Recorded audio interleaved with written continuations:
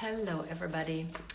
Today I'm going to have a very special guest from the United States, and that is very special for me because I've never met her, and I just read her books and then I wrote to her and she said yes, I would like to come, and that was very nice. So I'm just trying to get her here on the show.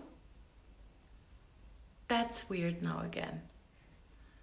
So I guess I just have to wait until she's there. Hello everybody. It's always nice to see people that I know. I think I have to wait until she's here and then I can invite her. Her name is Katherine Arden, and I came across her books last year because my husband gave me the first one. I'm not sure if I would have bought it. This is the first one. And so here you can see, and there's my husband. That's very nice that he's watching. And yes, and he gave me the book last year, and I thought, what do I have to do with Russia in the 1200? And it was so exciting and it was so touching. And then I read all the books of Katherine Arden. And then I just found her on the internet, on Instagram, and I wrote her if she would like to come to the show. And she said, yes, I would like to come. So I hope I can get that done now. Now I see, I can only invite the people that are there. And as long as they aren't there, I can't invite them. Okay, so, there's Susanna. We have to wait until she's there and then I can invite her. And what else can I tell you? Well, that was a book that I read really fast, her first one. And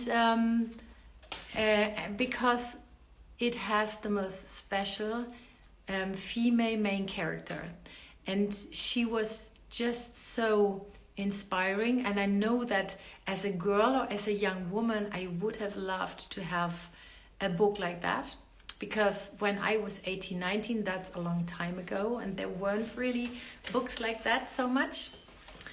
And I hope I'm not doing anything wrong. Let me just check, because we didn't.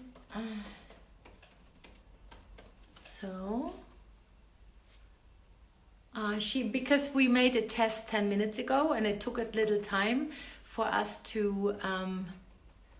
I would just try to do that again. There she is. Okay. So, and I never knew, because I'm only active on Instagram for 2 years now. Hello, Claudia. That's nice that you're there. Oh, Leah, that's nice. And now I'm starting to meet people through Instagram, and that's really very surprising. I didn't expect that, and that it can be. Hi, Catherine. I sent you an invite already. Yeah, I hope it's getting to you. Otherwise, I would send a new one. And yeah, I don't know what else to say, but it's actually quite nice to meet people through Instagram. And through Instagram, you can feel whom you like or who has a message that you really like. So I just invited her, and she said, yes, I'd like to come. So that's great. And it's probably, I think she's coming in from Michigan, and okay, that didn't work, so I have to do it again.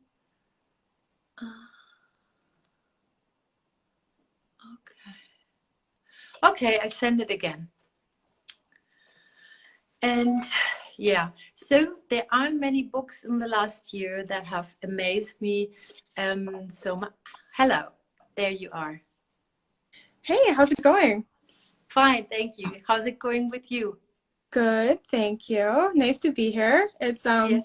a little bit later over there than it is here. It's in the middle of the afternoon here in the States. Yeah, it's 9 o'clock. But I'm doing talks all over the world with storytellers. So, I had one from Los Angeles and from Singapore. So I'm getting used to that it's all time of the day, you know. Yeah, for sure. Yeah. So it was. I was just telling that it was so nice to meet you through Instagram. I mean, I didn't expect that, and I didn't. I was very, because I'm a lot older than you, so I wasn't really so keen a long time for Instagram, and now I meet all these wonderful storytellers through Instagram, which is really great. Instagram's great. It's a social network that I think has a lot of positivity. Yeah, which absolutely. I think is nice, and less of the drama and some of the vitriol that I think can be a problem in other networks. So I love Instagram. It's a great one. Yeah, yeah. So I'm so curious about you, because I was just telling that my husband gave me your first book of the Winter trilogy last year as a present, Mm-hmm. and I was so amazed when I read it, because of everything, but especially because of your main character of Vasya. Mm-hmm. When I was a girl, which is like a long time ago, I loved characters like that, but there weren't that many. So I really would like to start with Vasya, with your.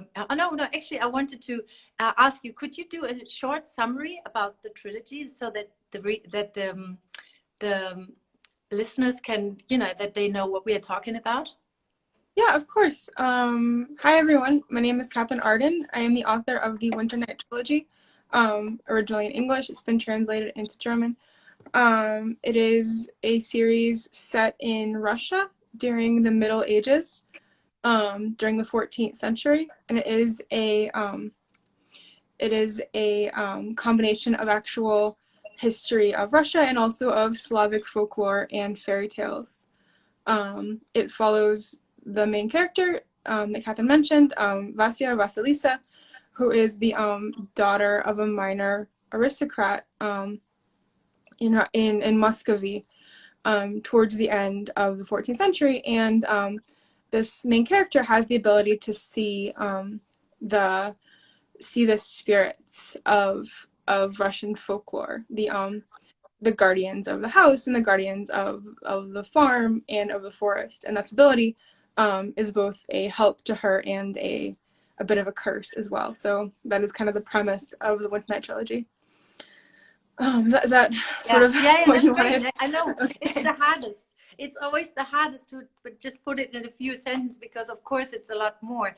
But what I just loved about your main character, about Vasya, but we will talk about the whole story, and I'm also very interested in writing processes, how you wrote, how you had the idea, but we will come to that. And I'd like to start with this very special main character because of the development that she's doing, because she has this gift, and already very soon she noticed that maybe this is not such a good gift in a society, or living with others, because they think she's a witch or something. So she's all alone discovering this gift that she has, and I really like that. So because I think in a way that's something that a lot of women even today, they kind of experience that. So I was wondering, how did you meet Vasya for the first time? What was your first idea of her? Well, it's funny because actually I was living when I wrote The Nightingale, which is the first book in the Winternight Trilogy. I was living in Hawaii, in the American state of Hawaii, which you wouldn't expect, but that's where I was. I was working on a farm, on one of the islands, and there was a family who worked on the farm next to mine, and they were from Ukraine, but they were ethnically Russian. And they had a daughter named Vasilisa, or Vasya, they called her. She was about 5 years old when I met her, and she was just this really wonderful kid. She was just so full of life and joy, and so brave, and she would just jump into the ocean and chase chickens, and never stop talking. And when I met her, I was like, wow, this kid could be in a book. And I had already sort of decided that I would like to try writing a novel as my first book. And I didn't really have a main character until I met this kid, and I was like, this is my Vasilisa. And that kind of is where the book started. And of course, a lot else went into it, but I think the spark was actually a real person. And then I guess the other big inspiration for the main character was, I I studied Russian history and folklore at university, and I was always fascinated by the differences between the female characters in Slavic folklore, who are often quite vivid and interesting, especially compared to their Western European sort of folklore counterparts. I think of like, we have like Sleeping Beauty here in the West and like Snow White, both of whom sort of just sleep. And you can kind of compare that to characters in Russian folklore like Baba Yaga, the witch, or the warrior queen, Maria Marevna, who are much more vivid. And I love Russian fairy tales. And then but in the history of medieval Moscow, women were quite suppressed. Aristocratic women lived in seclusion.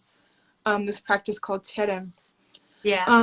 And they lived in the top floor of this tower and just never left. And I was always fascinated by the contrast between sort of fairy tale women and sort of historical women. And I asked myself, what if a fairy tale Vasilisa was found herself in historical Muscovy and historical Russia? How would she react? And sort of the trilogy was my answer. This is so fascinating. I didn't expect that, but that's so you said, what if a fairy tale Vasilisa would come into real Russia in history in the 14th century or something? That was a question I asked myself early on. Yes, definitely. Yeah. Okay. And so and when you so that's a combination of the two of them. And did it happen to you that she just talked to you? Was it because of the girl? Did she just talk to you or talk through you? How long did you carry her around until you started writing her? I mean, I was already making notes on a book when I met this kid, but I hadn't really found a direction yet, and so sort of meeting her gave me a spark to like sort of start directing my book. But I'm not sure.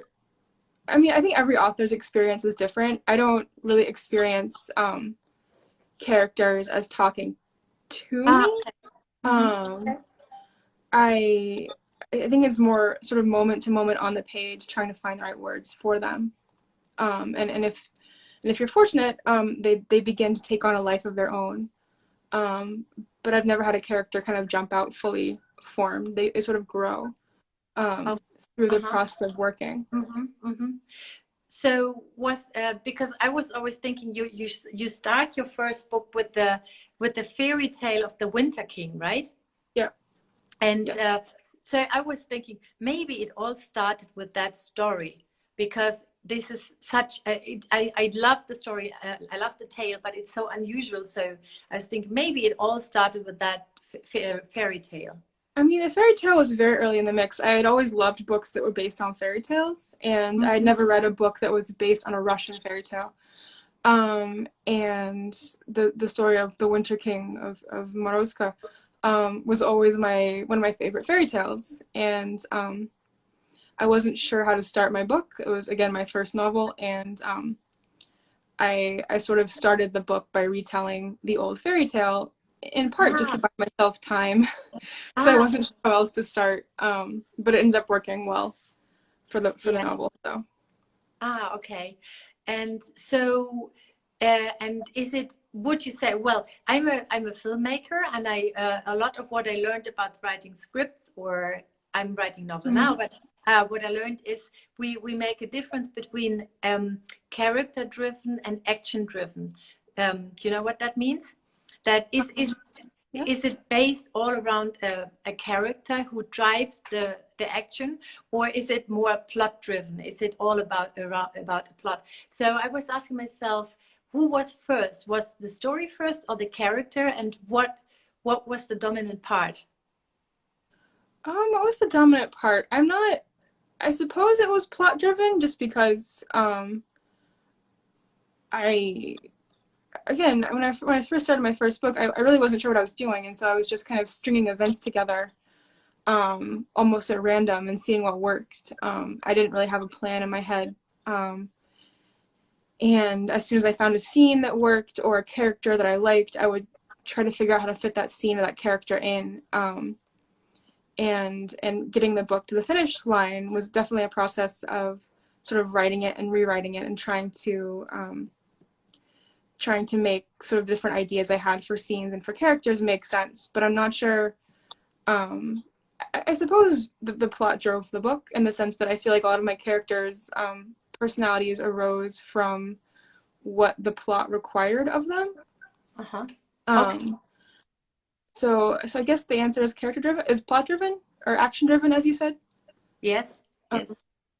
But it was definitely a process that was very fluid and sort of hard to define while I was writing. And can you take us on your journey? I'll come back to Vasya in a bit, but can you take us on the journey? Because how was it to write your first novel? Did you have help? Did you have professional people around you? Or here's a question: how long it took to finish the first draft for the bear? Yeah, that's going in the same direction I want to ask.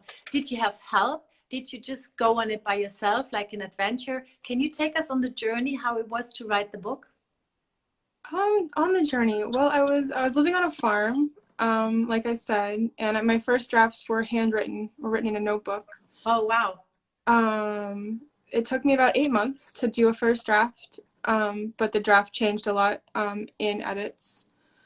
Trying to think what else. I did it alone. I would imagine most authors do. I've had a full draft before I let anybody read it. But did you have the feel? Did you say, was it something like, I have to write this no matter what happens, but I have to write the story? I mean, I definitely wanted to finish it. Early on, I realized that I had too much plot for one book, and I decided to have 3. Of course, the plot changed quite a bit as I was going along, but I sort of had the fixed intention of doing a trilogy. Early on, I was very passionate about it and very driven to finish it. I do enjoy writing, and did you have a writing background? Like, did you study that, or did you just do it? What was the background you had? No, I studied foreign languages when I was at university. I studied French and Russian, and definitely had a lot of Russian in my sort of academic background. Not creative writing though. I will say that most authors I know personally that are acquaintances didn't study creative writing. I'm not sure it's necessary. Yeah. No, you're right, absolutely. But I still think like a whole book or a whole novel, especially, I think you were really, really young, a lot younger than you are now. So it is quite a risk to invest so much time and love and passion into something, and you don't know how it is going to end up with. I mean, I guess so, but I was 23 at the time, and I mean, at that age, you feel like you have nothing but time. It's like the best time of your life. Take a risk, because you don't need very much, and you don't have anybody depending on you. I mean, at least I didn't. I mean, I know some do. And so if there's ever a time to like sort of be poor and be a recluse and write a lot, it's in your early 20s, and that's where I was. And yeah, I'm glad I took the risk when I did. I think taking risks gets harder as you get older. So yeah, it's so nice. It makes me think of when I was 23, and that you're right. I thought I had loads of time. I'd have like 3 lives full of time to do whatever I wanted. So it's really nice to be remembered. And how was it for you? Because you were an American writer and you went for a kind of a Russian story. Did you have doubts about it? Did you think somebody would criticize you about this, or that you have to be really truthful to the facts or something? I mean, it's fantasy, so I think I tried to be true to the folklore I was working with and to kind of like be accurate as far as the history. But if I made a mistake, again, I think fantasy is not held to the same standard as historical fiction, because like we definitely know there weren't frost demons in medieval Russia. so the rest is kind of gravy. Um, so I did worry a little bit. I wanted to. I love Russian history and I love Russian literature, and I wanted to do sort of my love for the topics justice. But I don't think I was overly worried about. There's always someone who's going to complain about Yeah, something. yeah, yeah, you're right. Yeah. And here, Winternight is my favorite trilogy ever. And did you go, did you feel like you have to go back to Russia or something to get, because I think you love snow and you like coldness, do you? I do love snow. I live in a snowy place now. I think it's funny. I wrote the books when I was living in a hot country, and I do feel like sometimes it's easier to write about the environment you're not in because it makes Uh-huh. you look, it makes you think about it and imagine it, um, and gives kind of a rosy nostalgia to it. So I don't think that being in your environment has to be a prerequisite to writing about it. I I lived in Russia for almost 2 years before I left university, and I after I moved to kind of this tropical area, um, I definitely spent time thinking about snow and about like cold and pines, and I think that did um, affect my tone and my voice, my Yes. descriptions. Oh yes, yes, that's right. Yeah, reading this book, it was the first time ever I wanted to go to Russia in the winter and to really see what it looks like and feel. I never had that before, but because I'm living in a kind of a rainy, cold country, so Mm, I never wanted that before. And about the how can I say it, about the special gift that Vasya has. You said she can talk to the spirits or she can see the spirits in the house. yeah, Was that something that was there very early, or was it something that you discovered? it was there pretty early. I was always so in Slavic folklore you have these guardians of the different parts of your household, and I was always fascinated by this because you have sort of a guardian for each building, sort of in a farm complex. Like you have the Domovoi who guards your house, and Mhm. some people say Domovoi has a wife called the Kikimora. And then you have a Banik who guards your bathhouse, and then an Avyanik guards your cowshed, et cetera, et cetera.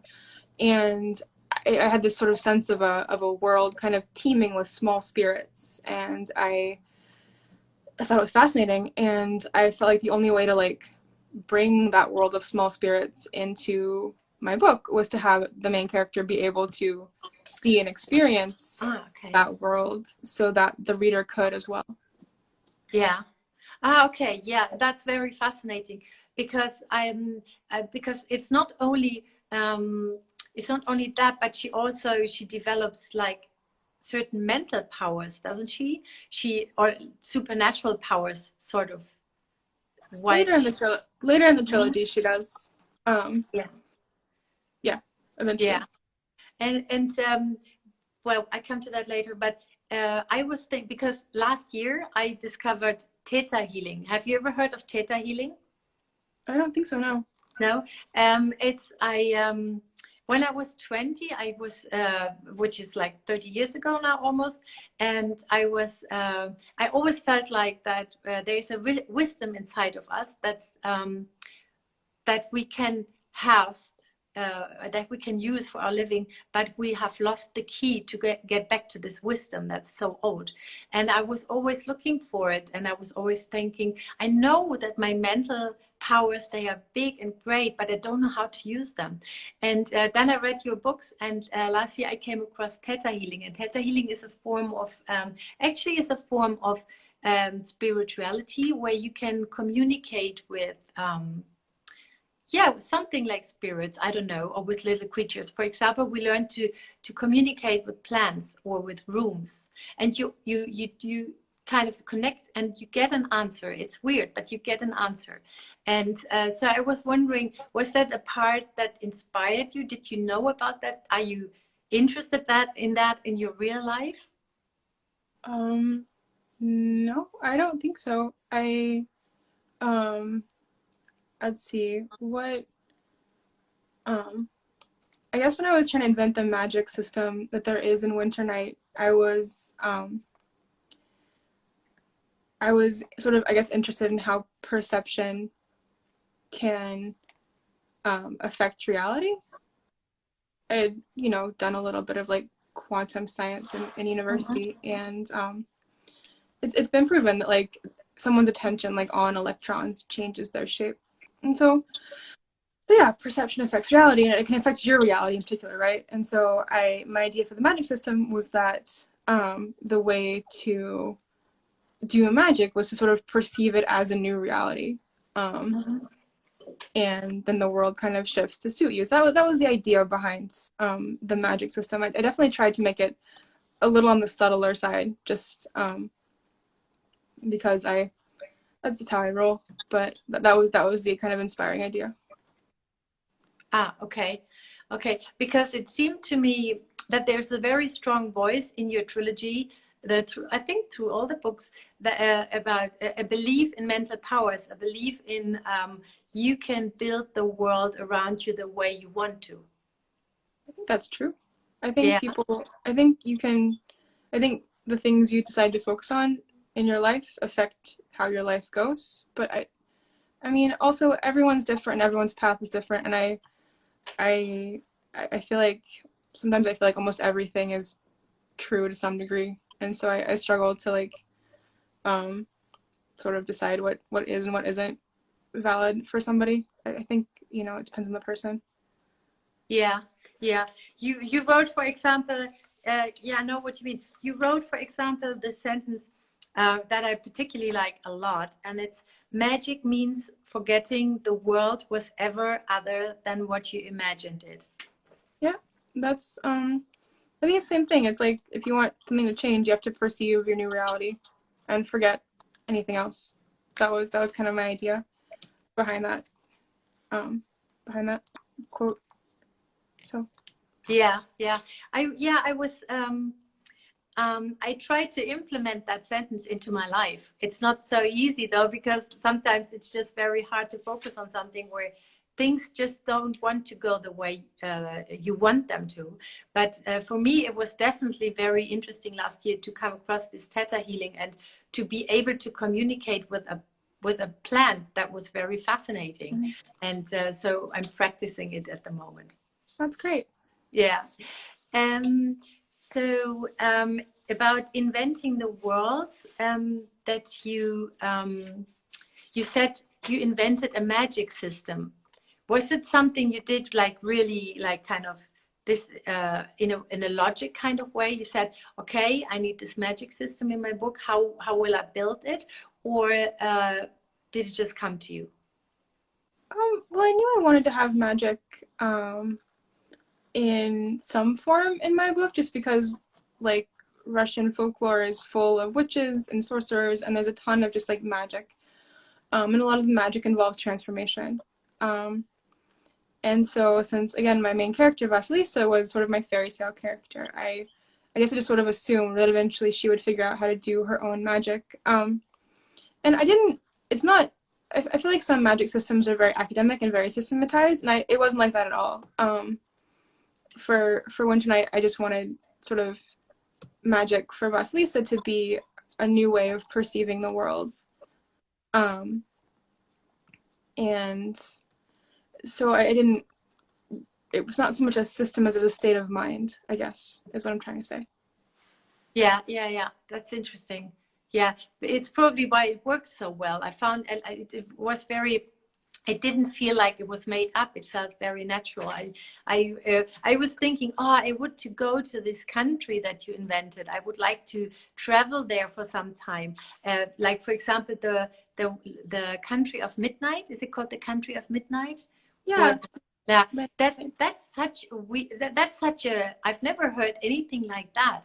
And I had a bit of a thinking to do to imagine what would it feel like to be in the world of midnight.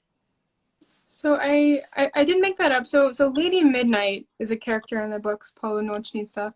And Ah, Lady Midnight is a character in Slavic folklore. She in the fairy tale, she lives in a swamp and she gives children nightmares.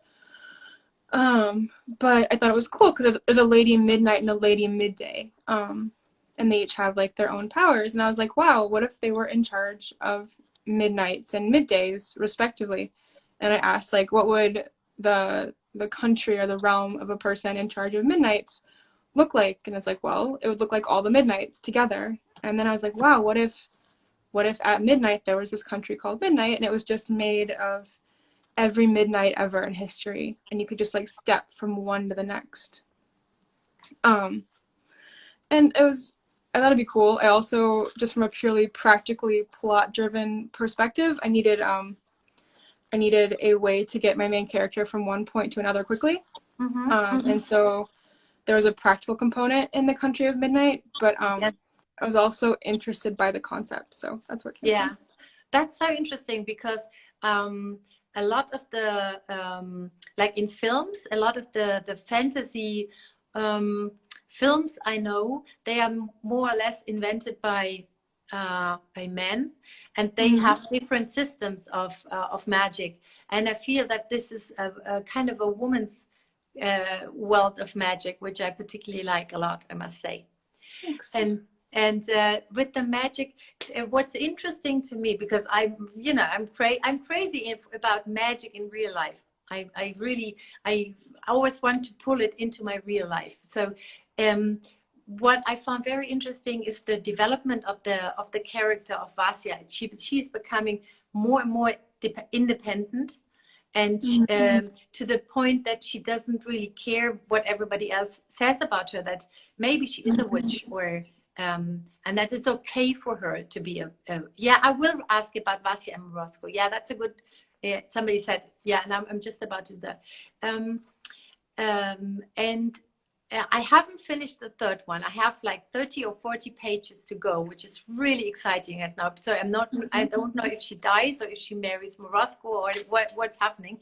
But so what I found very interesting is that the magic can turn bad, that it has such a power, and that I'm so afraid right now that Vasya will not find back to her good self or something like that. Was that early on that you said that's going to be the journey, that she's discovering her powers, and then she uses them better and better, and then it could get really bad? I mean, I don't want to spoil too much. The only thing I knew sort of by the end was I knew where I wanted to finish the series. The series finishes at this one kind of real life battle that happened in medieval Russia. And definitely the journey that all the characters take to get there is something that was a process. It was a very messy process. And a lot of ideas came quickly and came late. And some ideas I tried and discarded, and it wasn't a smooth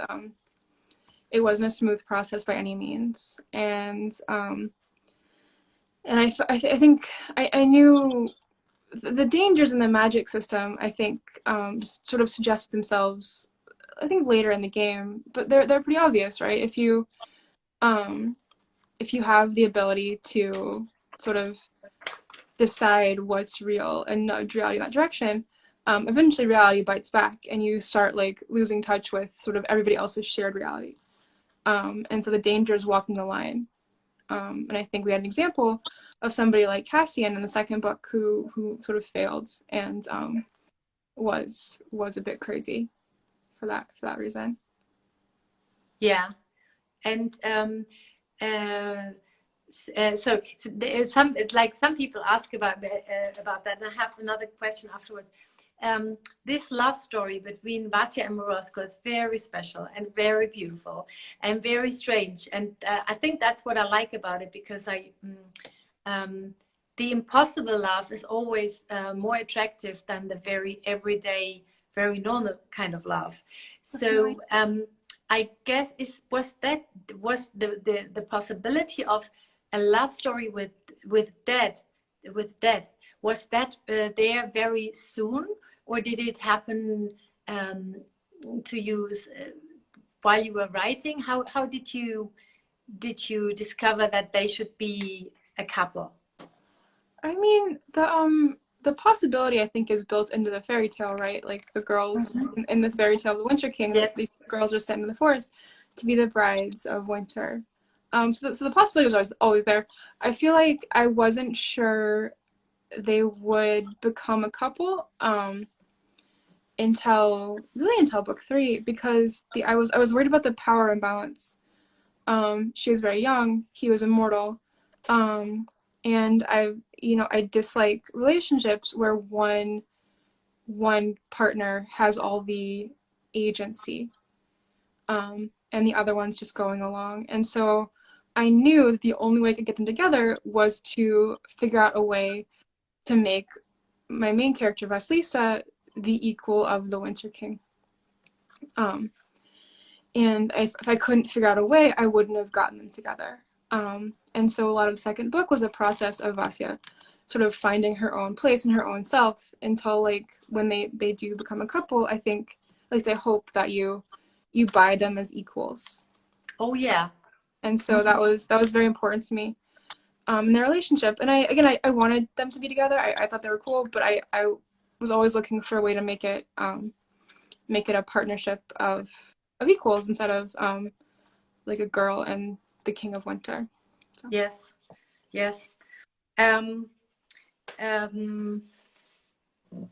I just had one question. I forgot it. Oh no. Morosco. And oh yeah. You probably know, but for me it's new. The reason why I said at the beginning, I was as a kid, I was always looking for great stories and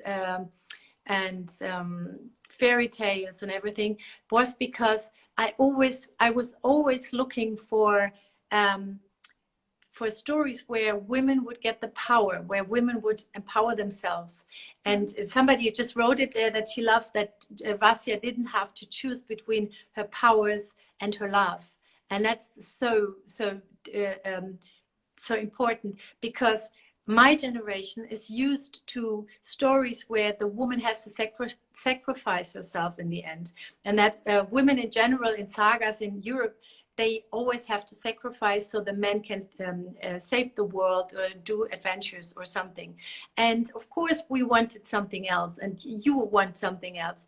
And so that's one of the reasons why your book is so spectacular, that it tells all these tales in a whole different way, where a woman can go her own way and empower herself all the time. And at each crisis that Vasya is, she invents something new for her. That it seemed to me. She says, okay, when she's in the fire and she's about to burn, then she says, okay, what if I don't burn and I can get out or something? And that's very a different thinking than most of the sagas and a lot of books that I read as a child. I mean, well, there's a moment in the third book, in The Winter of the Witch, when Vasya tells the Winter King, Maruska, she tells him, I am allowed to want things. And I feel like I had read so many heroines where they, like, the only good woman is one who's self-sacrificing, who's selfless.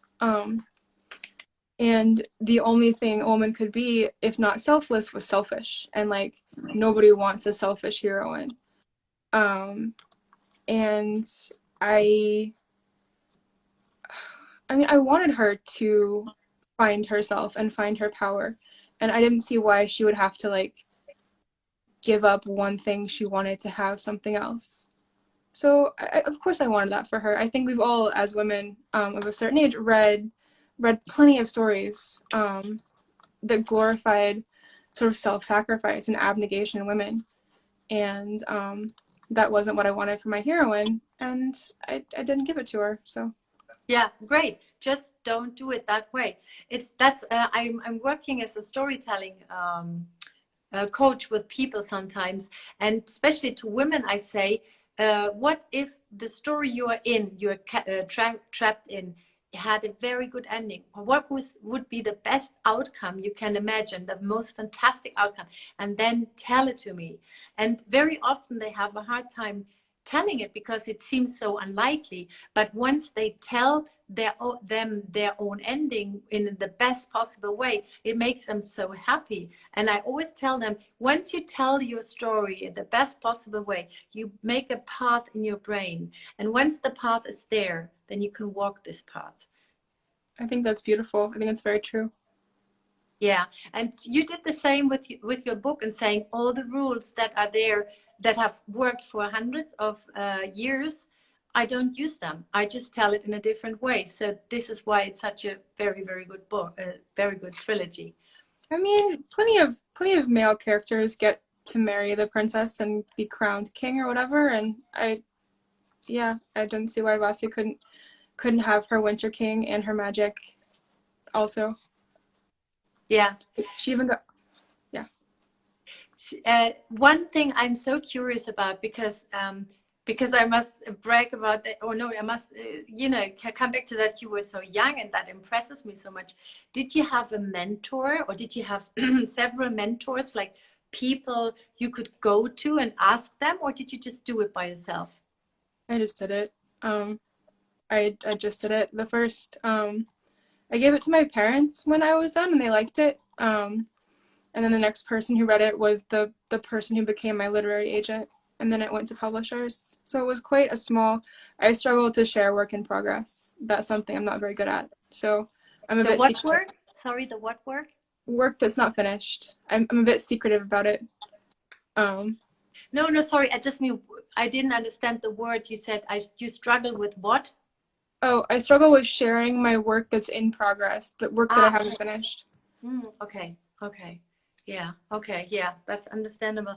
And about the what I meant when I said I like pulling magic from fairy tales or from sagas into real life is something like you have like at the end in the third book you have Vasya going, it's several times in the book, I think she's making herself invisible just because she believes she can.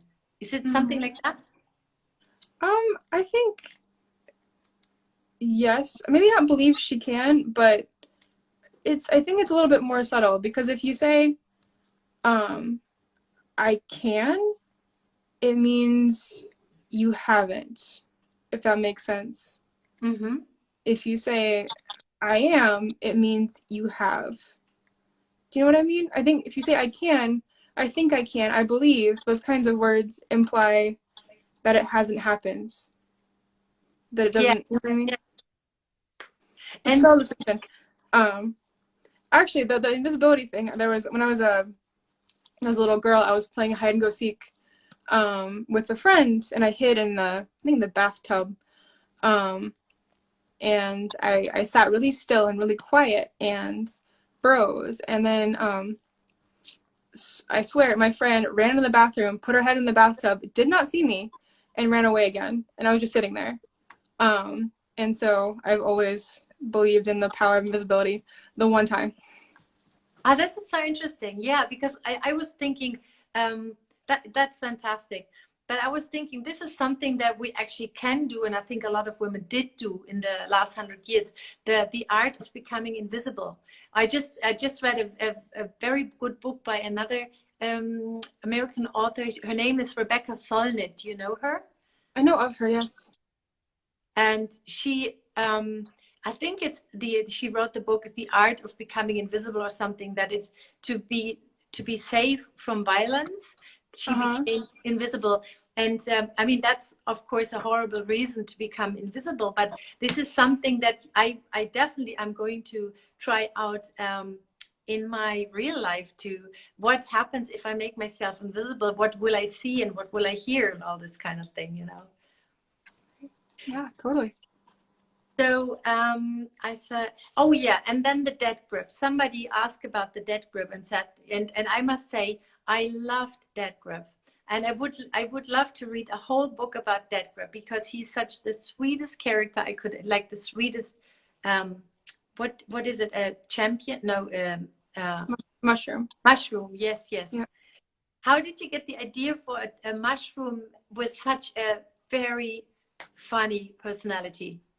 I mean, I think book three needed a little bit of comic relief, and actually Dick Grape, he comes from there's a Soviet film called Moroska. It came out in 1964, and it contains a grandpa mushroom, and Ah, uh-huh. um, and it's my like small homage to that movie.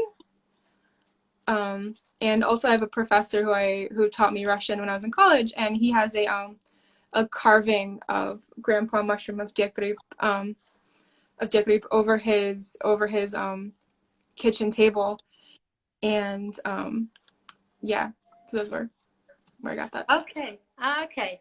I will never forget that character. It's wonderful. And so you I think these are a lot of your people, a lot of your fans or like your readers, and they want to know more about Solovey. And what I would like to know about Solovey, because that was really a shock when he died. It was really very painful, actually. I'm not a horse person. I don't know how to ride, but it was it was such a safe place to have that she had a companion. And when that companion is gone, it's really terrible. Was it hard for you to kill the horse? And are you a horse person yourself? I am a horse person myself. I was working at a stable when I finished Bear and the Nightingale. I got a job guiding horse trips still in Hawaii. Yeah, of course it was hard to kill Solovey. I knew I was gonna do it. I'd been predicting it since book one. Like I knew it was gonna happen, so I was prepared for it. But the scene itself was quite wrenching to write. The whole first 50 pages of Winter of the Witch were very intense to work on, and certainly a lot of that was like Solovey. What happened to Solovey? But again, I knew it was coming, so I guess I wasn't 100% shocked. Yes, yes. Okay. And somebody asked a beautiful question. Did you put a little of your dog's personality inside of Solovey's character? I didn't have my dog when I wrote Solovey, but I think my dog came to me with Solovey's personality. Oh, okay. Oh, that's nice. He even looks like Solovey, same color, same face, just only dog form. Ah, okay. That's nice. So I have to look at my question if I forgot anything. And so this is for you people. You can ask whatever you want. And because I think I almost asked everything I wanted. I forgot the most important thing. Um, and that is for everybody who's listening to us and wants to write a novel herself or himself. Would you mind sharing a bit of your wisdom and knowledge with them and telling us first what not to do and then the 3 learnings or the 3 tips that helped you most in writing the story? Yeah, of course. First, I would want to say that there is no right or wrong way to do it. If you ask 10 different novelists how they write their books, you'll get 10 different answers. So I think my first piece of advice would be like, you do you. You know, if you write by hand, if you type, if you need to be quiet, if you need to be in a crowd, I guess not many crowds right now, but when there's crowds again, so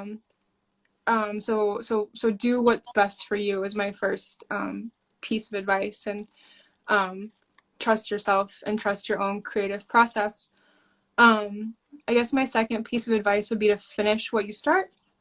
I give this advice a lot, but I always say that starting a book is like throwing 6 balls in the air. Anybody can throw 6 balls in the air. The trick is catching all 6. And so finishing a book is harder than starting a book, but you learn more. And so I would say that it's important to finish what you start because you'll learn about writing and about writing books from that experience. Again, what not to do. If it comes to book publishing, be nice to people. Don't be mean. Don't be arrogant. Don't be entitled. Listen to advice. You don't have to take it, but listen. Respect other people's journeys. And don't get so far into your creative work that you don't take time to do what makes you happy. Yeah. Make time for whatever you like. If you have a hobby or your family or friends or whatever you enjoy, you know, make time for that too. Yeah. Thank you so much. That's really nice. That's really so valuable that what you said, especially what you said about just do it your own way and listen inside yourself and what's Yeah. good for you and it will work for you and nobody else. And I also I tell some of my people um, I I think it's very because I read that from Elizabeth Gilbert the other day. Ideas need people to be brought onto this world, Hmm. into this world. They need us to be in the world, which is so nice because I always had this perception of that ideas flow around everybody and everybody can grab them. And I think we should value or appreciate our ideas a lot more because they're coming to us and they want to be brought into the world. And once you decide for one idea, go for it. I agree. That's Yeah. true. Yeah. Yeah. Okay, so maybe two or three more questions. There was one about now they are gone. Do you see these questions too, or I do not see the questions. okay. So it's because I'm sorry because there's so many comments coming. A lot of people write that they love a lot of things about Dead Grip and Solovey, and they that's a pity. I thought you like the person I'm talking to can read it too. Okay. Also, what are you reading right now? Is somebody asking?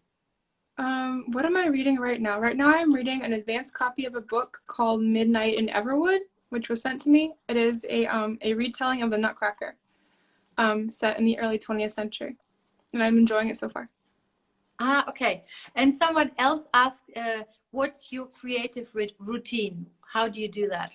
I didn't have a routine for many years, but I moved into a house with my partner a year ago and had my own office for the first time. And now I usually get up, answer some emails, and maybe write a little bit. Usually I write in half hour segments because it's hard to sustain concentration for more than a half hour, like at a stretch.